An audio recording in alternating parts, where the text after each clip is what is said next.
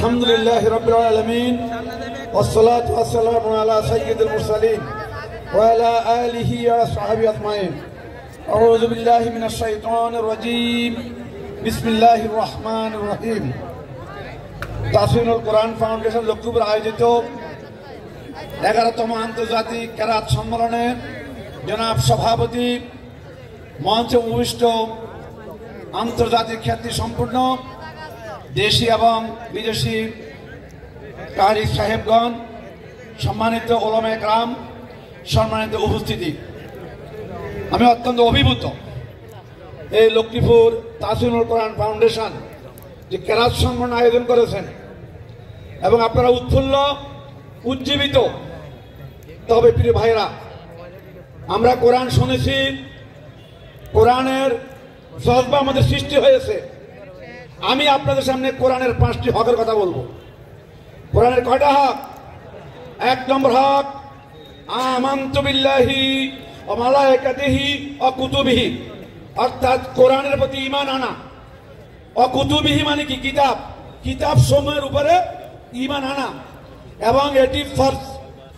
আল্লাহর কিতাব সর্বশ্রেষ্ঠ কিতাব, আখিরি কিতাব, সহি কিতাব, পারফেক্ট অর্থাৎ পরিপূর্ণ কিতাব। যালিকাল কিতাবু লা রাইবা ফি, পরিপূর্ণ, এবং এটি একটি কিতাব। এরপরে হুদাউ রাহমাতাল লিল মুহসিনিন, এটি মুহসিনদের জন্য রহমত। হুদাল লিল মুত্তাকিন, মুত্তাকিদের জন্য হেদায়েত। মানব জাতির জন্য হুদাল লিন নাস, মানব জাতির জন্য হেদায়েত। অর্থাৎ কোরআনের 1 নম্বর হক হলো এই পবিত্র কোরআনের উপরে কি আনা? ঈমান আনা। 2 নম্বর কোরআন শিখা, কোরআন শিখা, কোরআন পড়তে জানা। আমরা সবাই কি পারি? না পারলে পারতে হবে। কোরআন শিখবেন, শিখার জন্য বয়স নাই।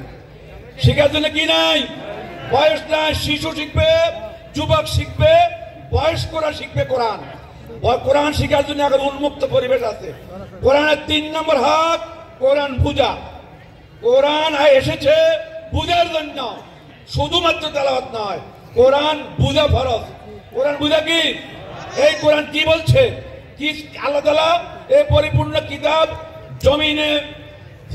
জমিনে জারি করে হেদায়েত হিসাবে। এখন হেদায়েত যদি পেতে হয় জানতে হবে তো আপনি কি শিখবেন, কিভাবে হেদায়েত প্রাপ্ত হবেন। এই জন্য কোরআন বুঝতে হবে। কোরআন কি করতে হবে? বলেন, কোরআন কি করতে হবে? কোরআন বুঝতে হবে। কোরআনের 4 নম্বর হক 3.5 দাহর মধ্যে কোরআনকে প্রতিষ্ঠিত করা, অর্থাৎ কোরআন মানা। কোরআনের মধ্যে সব আছে।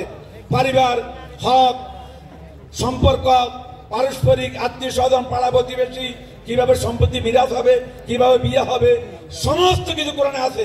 আছে কি না? এখন কোরআন যদি না বুঝি, না মানি, তাহলে কি হবে? কোরআনের 5 নম্বর হক, এই হকের জন্য পৃথিবীতে বাতিল এবং মুমিনের সংঘাত, সেটা হলো কোরআনের সমাজ প্রতিষ্ঠা করা। সেটা কি? কোরআনের সমাজ প্রতিষ্ঠা করা। কোরআনের সমাজ প্রতিষ্ঠা করতে গিয়ে ইসলামী আন্দোলনের নেতারা ফাঁসিতে ঝুলেছে, শাহাদাত বরণ করেছে, রাস্তা পর রক্তাক্ত হয়েছে। 5ই মে হেফাজতের রক্তে ঢাকার জনপদ রক্তে বন্যা বয়ে গেছে। ইসলামী আন্দোলন নেতৃবৃন্দ কোরআনের হক প্রতিষ্ঠা করার জন্য জীবন দিয়েছেন। আপনাকে জীবন দিতে রাজি আছেন? কে কোরআনের জন্য জীবন দিতে রাজি আছেন?